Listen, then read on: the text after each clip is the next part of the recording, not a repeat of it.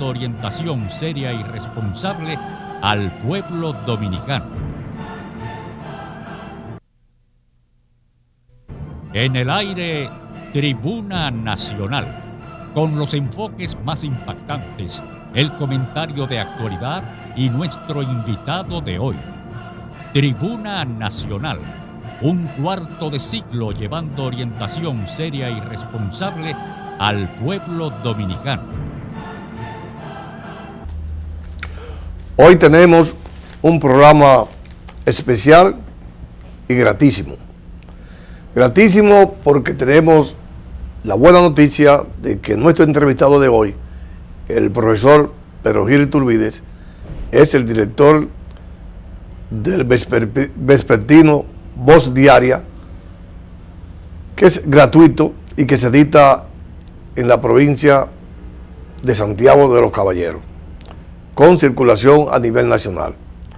Ustedes sabrán que don Pedro Gil Iturbide viene de la escuela del periódico El Caribe, uno, para mí, de los mejores periódicos matutinos que se han realizado o hecho en la República Dominicana y en América Latina. Y eso fue dirigido por un profesor que se llamó, porque ya falleció a destiempo, Germán Emilio Orniz. También fue un luchador antitrujillista. Con don Pedro Gil Iturbide, quien fue secretario de Estado de Educación y que fue el único secretario de Estado de Educación que le renunció al doctor Balaguer, está con nosotros, y quien también fue secretario general de la Liga Municipal Dominicana. En una oportunidad fue, para mí, asistente del doctor Balaguer. Con él vamos a hablar temas importantes de educación y sobre la criminalidad que está arropando al pueblo dominicano. Pero antes vamos a unos mensajes comerciales.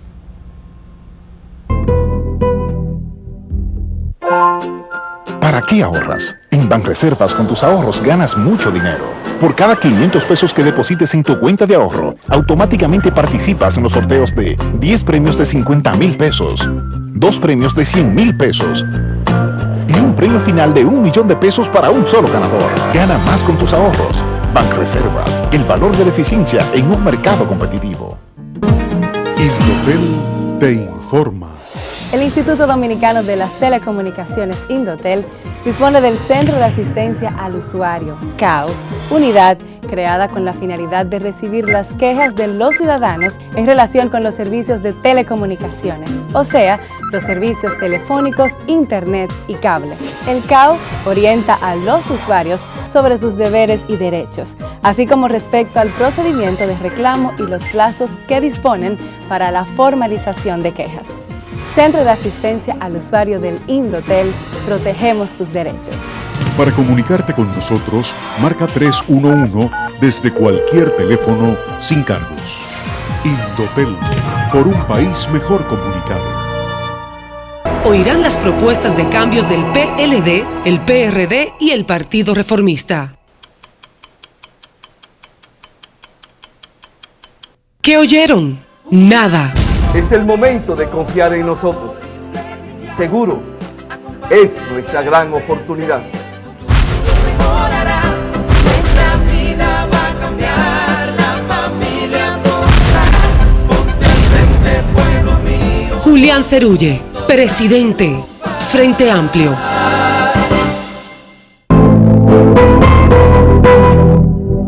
Don Pedro, la educación dominicana, ¿es de dinero o es de dedicación?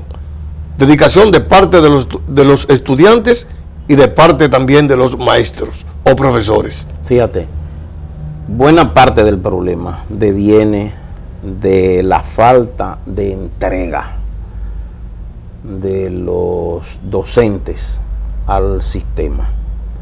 Uno encuentra muchas personas que perciben un salario como educadores, pero en realidad carecen tal vez de la vocación. Yo siempre he dicho en diversos medios que, y creo que lo llegué a decir precisamente en el programa hace un tiempo, que yo tengo expedientes de los años 50, cuando un departamento que existió en la Secretaría de Estado de Educación y Bellas Artes, que se llamó el Departamento Psicopedagógico, aplicaba unos test vocacionales y de inteligencia en las escuelas, en el término de los estudios básicos, que era el 6º grado, en el término de los estudios intermedios, como se decía entonces, que era el 8º grado, y en el término de los estudios medios, que era el 4º del bachillerato. Yo no fui sometido al último de estos test, el del 4º de bachillerato, porque yo me recibí en el año en que ya Trujillo confrontaba muchísimos problemas, la invasión del 14 de junio, la develación del movimiento revolucionario, que luego se denominó 14 de junio, por afecto, por inclinación, por admiración, por respeto a los invasores del 14 de junio de Constanza, Maimón y Esterondo. En consecuencia, muchos de esos procedimientos que eran aplicados por el gobierno no se llegaron a aplicar a los que nos recibimos, pero ya nos habían aplicado otros anteriores. Repito, al término de los estudios intermedios en el Colegio Nuestra Señora de la Altagracia, y al término de los estudios básicos, el 6º grado, en el Instituto Politécnico Loyola.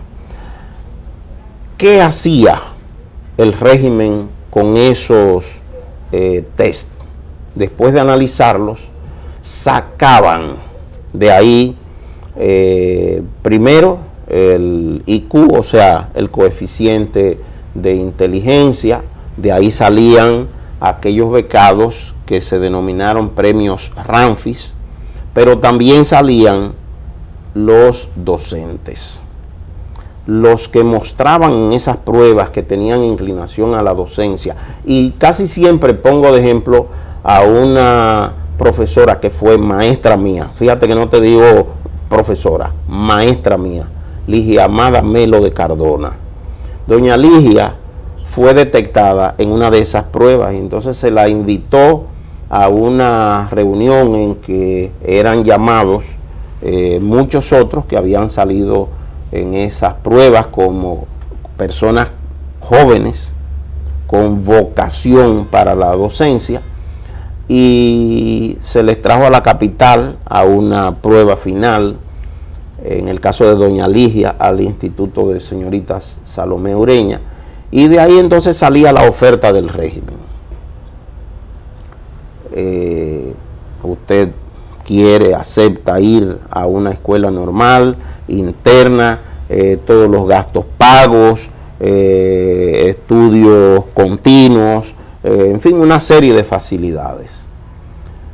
El docente que salía de ahí salía preparado.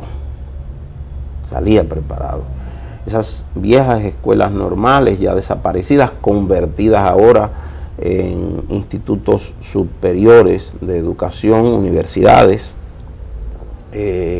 tienen otros lineamientos, y el docente muchas veces es formado en estudios de carácter semanal, como son, por ejemplo, bachilleres en servicio docente, que vienen a las universidades, incluyendo esos institutos de educación superior que fueron las escuelas normales, un día a la semana. Son padres de familia, personas con muchos problemas, que deben el último pagaré de la televisión, que le vienen a quitar la motocicleta porque debe 3 pagareces, que no le ha pagado al colmado, porque también está el aspecto de la remuneración. Y vienen a esas clases porque están obligados, porque tienen la esperanza de que, de conformidad con la Ley General de Educación, que compromete al Estado en promover desde el punto de vista económico a ese docente que recibe un título universitario o un título universitario de posgrado a darle mejores emolumentos y entonces vienen matándose. Pero yo que he dado clases en esos sabatinos, yo te puedo decir que hay gente que se te duerme y que, óyeme, no hay manera de despertarlos, porque tienen el cansancio de una semana de agotamiento, a lo mejor en una tanda y en unos quintos en un liceo, y a lo mejor en otros quintos o en otra tanda nocturna. Llegan cansados, hastiados, en la seguridad de que lo van a promover y de que al presentar en la secretaría este título universitario le van a salir unos centavos más. Pero la vocación no existe. Otro problema que ha expuesto, por cierto, Voz Diaria de manera editorial, es el hecho de que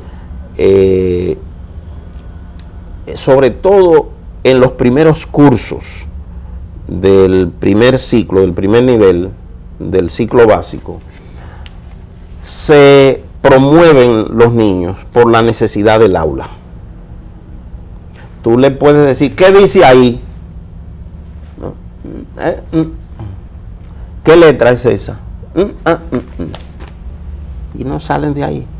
Pero lo pasaron al segundo, porque se necesitaba el aula para un paquete de niños que no hay donde meterlos. Ahora mismo, cuando se firmó el pacto político y social por la educación, Jenny Torres, representante de la Coalición por una Educación Digna, dijo en sus palabras que un 65% de los niños en edad escolar en el país, en esos ciclos iniciales, no tiene aulas. Aparte de que tú lo sabes, que hay lugares en donde aún teniendo el aula, son aulas que no son precisamente las más adecuadas. Entonces, tenemos todos esos problemas. La solución es el 4%. Bueno, puede ser el 4% asignable, el 4% del Producto Interno Bruto, no de los ingresos presupuestarios, del Producto Interno Bruto, que es un monto superior al valor de un 4% presupuestario. Podría ser la solución si se sabe en qué se va a invertir. Si eso, como bien lo señalaron varios de los participantes en el acto, algunos de los que intervinieron, como por ejemplo el periodista Uchilora y otros, la misma Jenny Torres, en fin, si eso se va a invertir en pagar una canonjía por razones de política, cubrirle a un compañero, a un compatriota, a un camarada que se fajó y hay que buscarle algo, y no es una persona de muchas luces, ¿dónde lo buscamos? O en la guardia o en la educación. Pero también hay otras prioridades, porque también la salud es una prioridad. Sí, de acuerdo. La inversión, la producción es una prioridad. Es una prioridad. Exacto, sí, pero yo lo que te quiero decir es... La salud es otra prioridad. Sí, de acuerdo. El agua potable también es otra prioridad. Vamos a decir que eso está dentro de la salud. Tú no puedes asegurarle las necesidades básicas a una población si tú no lo provees de agua. Si tú no lo provees de agua o no lo enseñas a tratar el agua, aunque sea de fuentes no potables, a tratarla, a manejarla. Sí, pero como el cloro o la hierba. O hirviendo. Y no los 10 minutos que se dice del hervido. No más. Porque la gente tiene la tendencia a 10 minutos y la pongo en el fogón. No. O 10 minutos. Es después. No. Es después que hirvió. 10 minutos. Ya. Don Pedro, vamos a unos mensajes comerciales para luego seguir con esta interesante entrevista con el licenciado y maestro y profesor Pedro Gil Iturbides, quien es vicerrector académico de la Universidad Tecnológica de Santiago, Recinto Santo Domingo. Indotel te informa. El Instituto Dominicano de las Telecomunicaciones, Indotel, dispone del Centro de Asistencia al Usuario, CAU, unidad creada con la finalidad de recibir las quejas de los ciudadanos en relación con los servicios de telecomunicaciones, o sea, los servicios telefónicos, internet y cable. El CAU orienta a los usuarios sobre sus deberes y derechos, así como respecto al procedimiento de reclamo y los plazos que disponen para la formalización de quejas. Centro de Asistencia al Usuario del Indotel, protegemos tus derechos. Para comunicarte con nosotros, marca 311 desde cualquier teléfono sin cargos. Indotel, por un país mejor comunicado. Este país tiene todo el potencial para ser mejor. Los gobiernos de los últimos 46 años lo han arruinado. Es tiempo de probar de lo que somos capaces de hacer, pero juntos. Lo mejorará, nuestra vida va a cambiar, la familia progresar, ponte al frente, pueblo mío. Julián Cerulle, presidente, Frente Amplio. Aquí ahorras. En Banreservas con tus ahorros ganas mucho dinero. Por cada 500 pesos que deposites en tu cuenta de ahorro, automáticamente participas en los sorteos de 10 premios de 50,000 pesos, 2 premios de 100,000 pesos y un premio final de 1,000,000 de pesos para un solo ganador. Gana más con tus ahorros. Banreservas, el valor de la eficiencia en un mercado competitivo.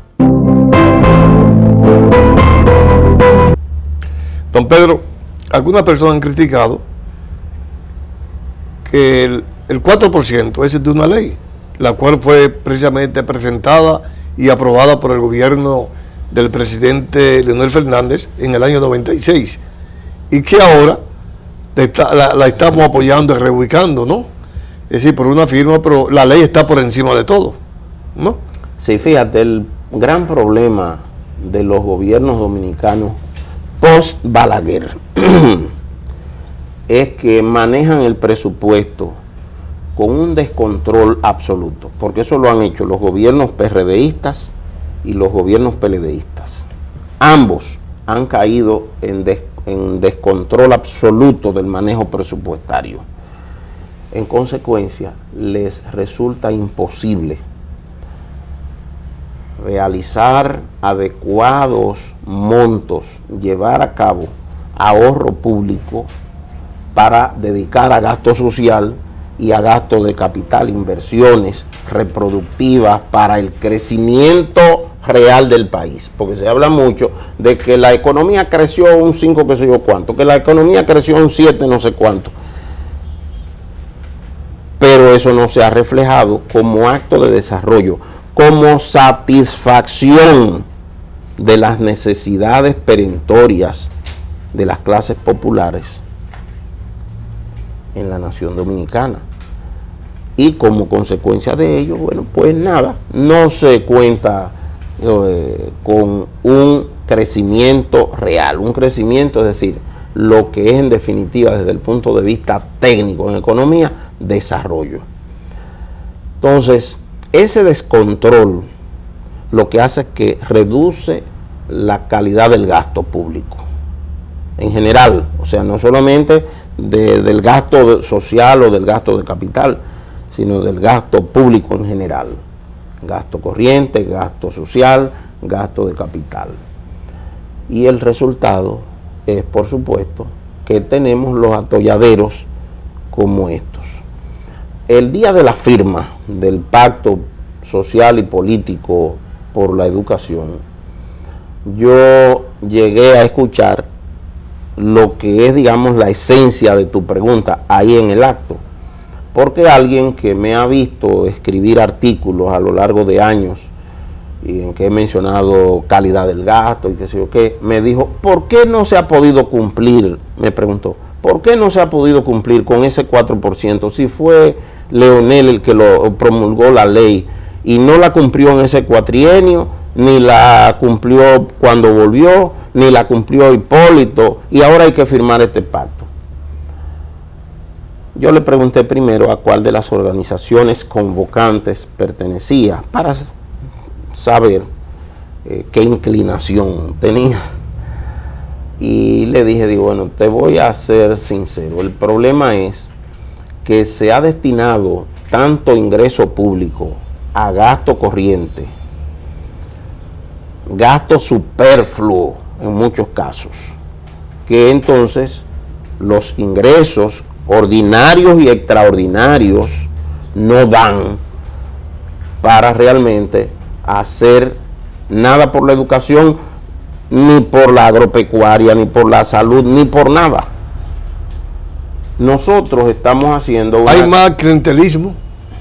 Oh, pero claro, porque aunque se acusaba a Balaguer de clientelista, mira, Balaguer era un individuo... Bueno, en el último programa tuyo, al que yo vine aquí, yo conté el caso de Kirsis Pérez, que el mismo Balaguer, en una inauguración que hizo en Pimentel, se comprometió con el padre de ella a darle un empleo aquí y me la mandó a mí. Estaba yo en la Biblioteca Nacional entonces y yo cojo y hago un oficio, porque es el mismo presidente que me ha dicho, y yo cojo y hago un oficio dirigido a don José Quesada, que entonces era secretario administrativo de la presidencia, recomendándole a tal persona para tal posición, una posición menor. Y don José me llama y me devuelve el oficio, para no devolvérmelo oficialmente. Parece que lo habló con Balaguer y a lo mejor el presidente le dije, fui yo que le dije que la pusiera. Entonces don José me devuelve el oficio y me dice, yo hablé con el presidente, pero eso es para cuando se pueda. Digo, y entonces, ¿por qué él me dijo eso? Me dice, pero tú sabes cómo es él. Digo, ¿y entonces qué hacemos? Me dice, déjalo ahí hasta que aparezca. Y hasta que no renunció otro empleado, un auxiliar en las oficinas, yo no pude poner a esa joven y Balaguer cumplir con la palabra que le había dado el papá. Finalmente ingresó en la biblioteca, pero por eso, porque había renunciado la de otra posición. Balaguer, en ese sentido, no fue clientelista. Balaguer tenía... En el gasto corriente. No. Balaguer tenía un 35% de los ingresos públicos, generalmente ingresos ordinarios, es decir, de lo que nosotros pagamos de impuestos, generalmente. Y eso, ese 35%, él era lo que él destinaba al gasto de personal, es decir, lo que es propiamente el pago de personal de la administración pública, y otros gastos no personales, como los teléfonos, el papel de las oficinas. Porque lo que queda ahora mismo es un 12% del presupuesto. Del presupuesto. Y ese 12%, entonces, si le van a sacar el 4% para la educación, queda un 8%. Y las otras instituciones... No, pero que de ese 12% no da para cubrir el 4% del Producto Interno Bruto. Porque acuérdate que este 4% sobre el que han hecho compromiso los candidatos presidenciales, no es el 4% del presupuesto, es el 4% del Producto Interno Bruto, que es un monto mucho mayor.